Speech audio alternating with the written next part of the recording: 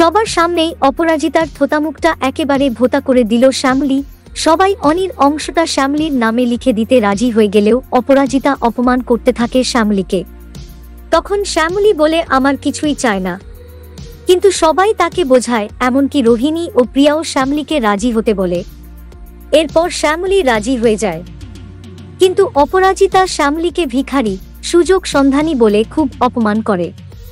কিন্তু শ্যামলী এবার পাল্টা দেয় এবং এমন দেয় যে অপরাজিতা ওখান থেকে পালিয়েই যায়। এরপর শ্যামলী ঠিক করে সে আর একবার অনির সাথে কথা বলে দেখবে, কিন্তু তার আগেই অপরাজিতা অনিকে ফোন করে শ্যামলীর নামে কান ভাঙাতে থাকে।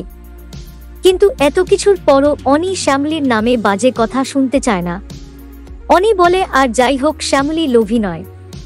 আর হ্যাঁ মামনি, আমার সাথে শ্যামলীর ঝগড়া হয়েছে মানে এই নয়, তুমি শ্যামলীর নামে যা ইচ্ছে বলতে পারো। এরপর অনি ফোন রেখে দেয়। এরপর অহনা যখন শুনতে পায় যে অনির অংশটা শ্যামলী পাচ্ছে,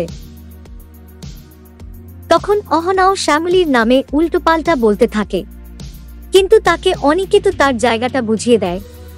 শুধু তাই নয়, সে এটাও বলে আমি এই ফ্ল্যাটটাও ছেড়ে দিচ্ছি, তাই তুমি তোমার রাস্তা দেখে নাও অহনা। কিন্তু অহনা একটু ভাবে, তারপর বলে, না অনি, এবার আমি সেই ভুলটা করব না, আমি তোমার সাথেই থাকব। এরপরই শ্যামলী নতুন নাম্বারে ফোন করে অনিকে শেষবারের মতো তার সাথে দেখা করতে বলে। আর অনিও বলে ঠিক আছে, তাই হবে। সো কি মনে হয় তাহলে অহনার এই নাটক আর কতদিন চলবে? অবশ্যই জানিও কমেন্ট করে। দেখুন কোন গোপনে মন ভেসেছে, সোম থেকে শনি রাত 8:30 শুধুমাত্র জি বাংলায়।